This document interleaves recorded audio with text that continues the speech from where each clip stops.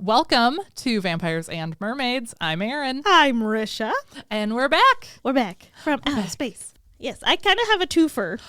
Okay, cool. So the first one I did a while ago. If you are listening in order, you will have heard us talk about the line between England and Scotland and how that was switching back and With forth. the Mermaid of Zenner, we talked about it. Yep.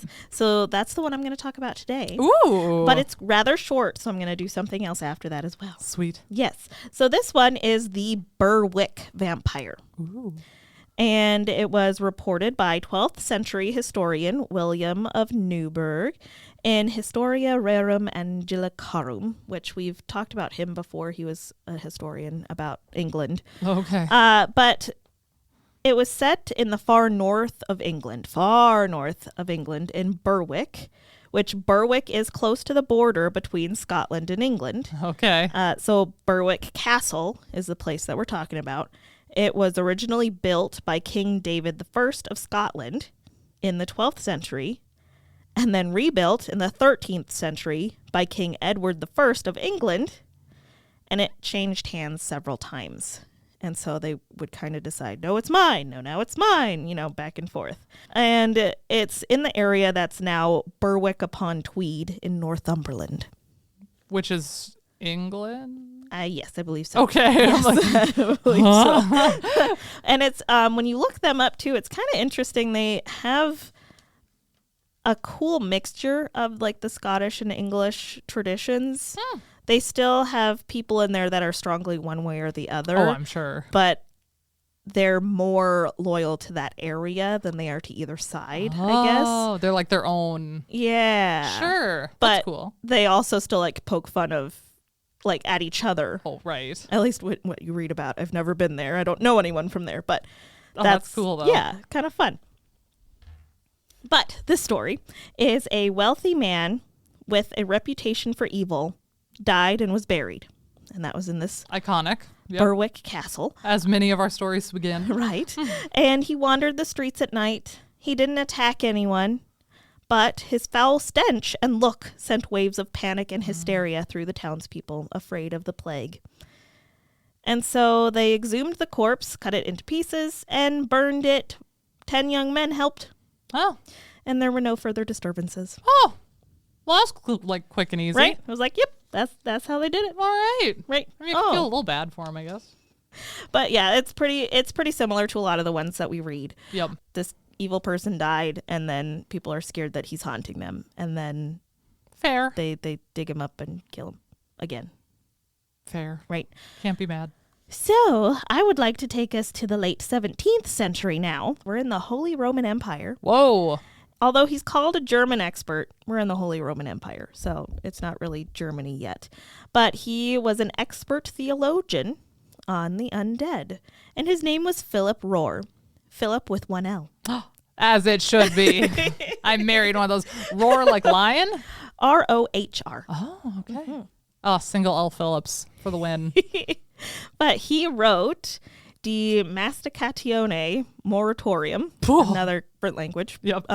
But which pretty much means on the chewing dead. Wow. And it was published in Leipzig in 1679. He contributed to the beliefs that the corpse eats its shroud when it's buried in its shroud and itself in the grave, which AKA sure. mangication, like chewing. At the time period, it was believed that vampires ate flesh as well as drank blood. So they would put coins on mouths. The brick in the mouth was another episode we had. They would sew the mouth shut sometimes. So, Makes me think of Billy from Hocus Pocus. Oh, it does. Yep. That was all that the book, The Element Encyclopedia of Vampires, an A to Z of the Undead by Teresa Chung. I haven't said that in a while, so I'd like to give her props. So that was all that book talks about Philip. Okay. So my thought is, so he just wrote this whole treatise on how vampires do this, that, and the other thing. Actually, when you look at him further, as he was a theologian, he was vehemently against these actions that people were doing in like to the graves and to the people who were undead. So it's actually this on the chewing dead is a chastisement of those beliefs and traditions. Oh, And so interesting. this is where I go to my phone. So it's not just a recording of it. It's like Right. He's like, so people are doing disgusting. this. Oh. So he clearly in this states that to treat the dead with such disrespect and judgment was morally wrong, and that the irrational fear of the living dead only incited the people to sin. Oh. And he strongly believed that it was the devil that used these like exhumations, these like using this action of people like digging people up to escalate people's fears. Oh, so he was saying like y'all crazy and sinning because you're doing this, not like a He's how-to to get rid of your vampire. Right? Oh. He's like, the devil is making this worse for you here. And he believed that the fumes from the rotting corpses would inflict illness and disease on the living. And then the living, in response, would believe even more strongly in the vampire's power. You're creating your own proof. Uh-huh. Oh. Self-fulfilling prophecy. Yeah, there we go. Yep. And there, there's evidence that people who were exposed to the corpse of like people that they believed were vampiric often died as well. There's evidence of that. But he tries to justify these deaths as the result of mental insanity or delusion caused by the irrational fear that it's vampires. So again, the self-fulfilling prophecy. So pretty much he just believed that when you believed in the chewing dead or the vampires, that was powerful enough to move entire people groups to formulate traditions and develop folklore revolving around that myth. It makes sense. Right? You create your own hysteria. Yeah. That's really cool. Yeah, I know. And I could have stopped with just, he wrote this thing about But he was chewing actually dead. like chastising it Yeah. and had this huge theory behind it. Mm-hmm. Oh, that's neat. I'm going to take, I shouldn't say 180 because it's really not, because it's another real life person. Ooh. But I haven't covered a real life person in a while. I feel like I did for a while. So I was thinking about that. I'm like, who's like a real life mermaid? I covered Annette Kellerman. That was really fun. Yeah. And then I thought I should do something more recent. And I thought the real life mermaid that I think of right away is Katie Ledecky. Who's that? I'll tell you. So her full name is Kathleen Genevieve Ledecky. She was born March 17th, 1997 in Washington, D.C. So she is 27. We're the same age. Pretty cool. Wow. Her parents are David and Mary, and her brother is named Michael. And Katie Ledecky is 6 feet tall. Ooh. So in the 2012 London Olympics, Ledecky unexpectedly won gold in the 800-meter freestyle when she was 15 and has been making records since. Holy cow. Yep. So Katie Ledecky is a USA Olympic swimmer, and she's a total badass. She's super freaking cool. She actually has a little golden book about her, which is really fun. Aww. And she seems really nice. But she began swimming when she was 6 years old. And she actually started because her brother swam and had swimming lessons. And her mom had originally swam for University of New Mexico.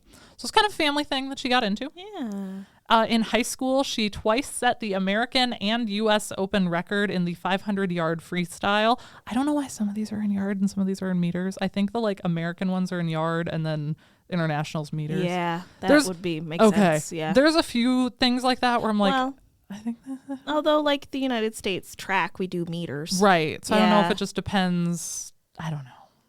There's some weird inconsistencies that I think it's just because I don't understand the world of competitive swimming. Yeah. And that's okay. But she set, so the 500-yard freestyle and 2 times set the national high school record in the 200-yard freestyle. In 2012, so again when she was 15, she started training with the National Capital Swim Team and continued with them through the 2016 Olympics. So she went in the 2012 one where she unexpectedly won gold, and then again in the 2016.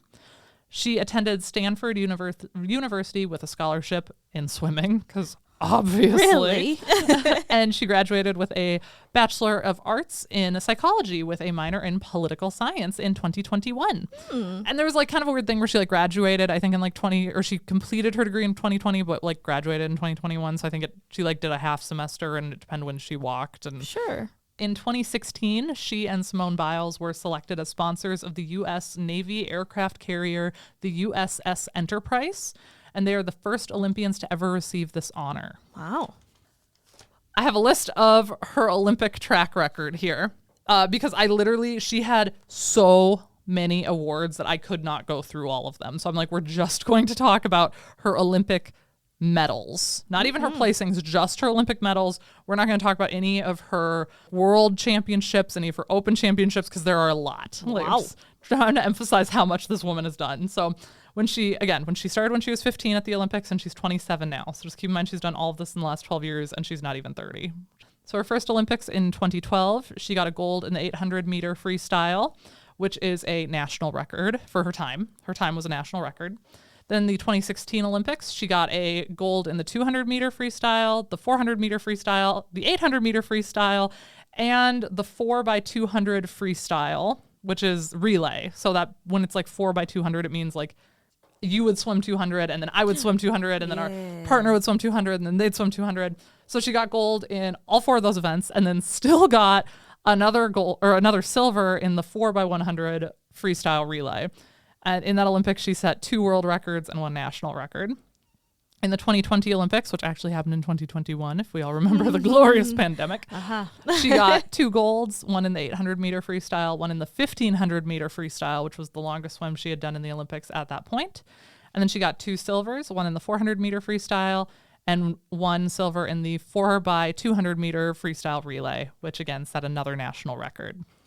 Then we go on to our last Olympics, the 2024. She had the 800 meter freestyle gold, the 1500 meter freestyle gold, silver in the 4x200 meter freestyle relay, and the bronze in the 400 meter freestyle. And I didn't say that her 1500 meter freestyle, by the way, she set an Olympic record for. Oh, wow. So just totally Yikes. badass. She has 24 titles between her 8 Olympic titles that are still standing and her World Aquatics Championships, which has 16 that are still standing. And it is a record for female swimmers. So she has actually broken 16 world records and 37 national records, including several of her own. So she's actually broken the record and then come back and broken it again and then come back and broken it again. It's this woman is like a powerhouse. She's so cool. So not only this, she also wrote a book in 2024 called Just Add Water, My Swimming Life, which how cute is that? And this is where I was going to end it. So I was like, cool, we just talked about how amazing she already is and how much she's done and how, again, before she's even 30. But in that 2024 book, she actually revealed that she has POTS. POTS. Wow. Yeah. So if you don't know what that is, I'm going to talk a little bit about it, right? As if she wasn't already insane. She opened up about this in her book. So people did not know about this, like the general public. Obviously, she had a very good medical team, her coaches. She was very well taken care of and took care of herself through all of this, as any athlete should, but also especially with that. But the general public did not know until she wrote this book. So she revealed that in 2015, during the World Championships in Russia, she started feeling a little weird. And also some of this is like an excerpt from her book, but I'm reading it from self.com. They did a little story on this. After dinner one night, she began to feel hot and lightheaded. And then after returning to training, when the competition concluded, she'd have a day or 2 of feeling okay, followed by a couple of days with 0 energy. Sometimes she'd get dizzy just walking around, which again, this is an Olympic level swimmer. Like she is insanely in shape, eating everything to a T that she should be. Like, this isn't like you or me who are slamming down like McDonald's once in a while. Like her body is more in tuned than the vast majority of the world. So when things start getting weird, it's a big red flag. And luckily she listened to them. So these symptoms led to a very surprising diagnosis. As she revealed in her book, she has a health condition called postural orthostatic tachycardia syndrome, or POTS, P-O-T-S. POTS is a dysautonomia, a disorder where your autonomic nervous system, which controls body functions that you don't think about, so like blood pressure and heart rate, is kind of messed up. So that nervous system that you're not supposed to have to think about is off kilter, basically, which sucks. With POTS, symptoms occur when you change positions, particularly when you go from lying or sitting to standing, such as swimming. You're doing a lot of vertical to horizontal and back and forth. As Ledecky described in her book, quote, "I pool blood in the vessels below my heart when I stand. My body then releases extra norepinephrine or epinephrine, which those are your fight or flight responses, or the things that calm your fight or flight down. which adds additional stressors on my heart, making it beat faster, which in turn brings on dizziness, fainting, and exhaustion. 9 years later, so at the time of her writing the book in 2024, 9 years after her diagnosis in 2015, she continues to live with this condition, and she's continued to rack up the hardware, making history along the way. They discuss, a little bit of her Olympics. We've already talked about that. And she has kept very consistent with her training and trying to take care of herself. So she talks about how she manages POTS while working towards these big history-making goals. And she said some of the things that worked for her. Now, also, if you think you have any of these symptoms, please go talk to your doctor. These are the things she did to help mitigate those symptoms. They don't necessarily work for everybody. And she also has a huge medical team behind her supporting her. So I just want to say that because one of the first things she says that helped was keeping very consistent with her workouts.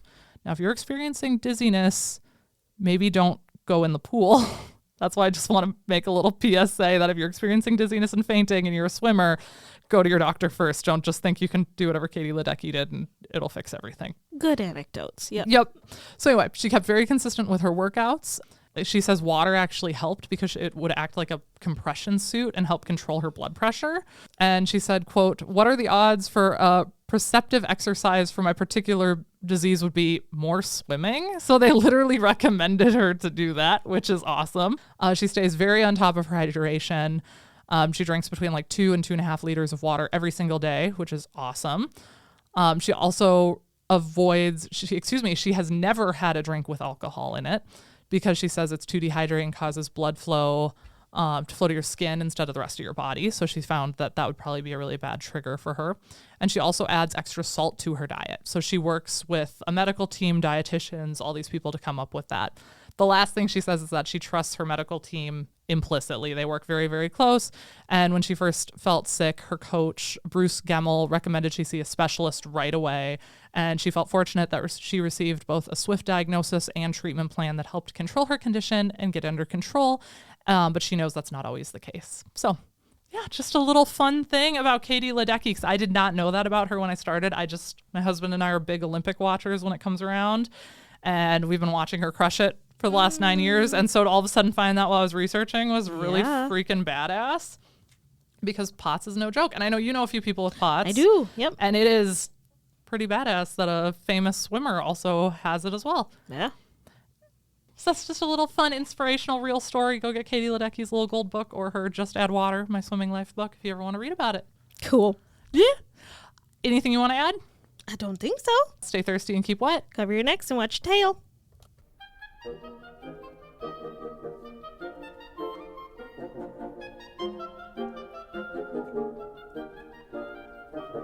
Obscurantism and obfuscation.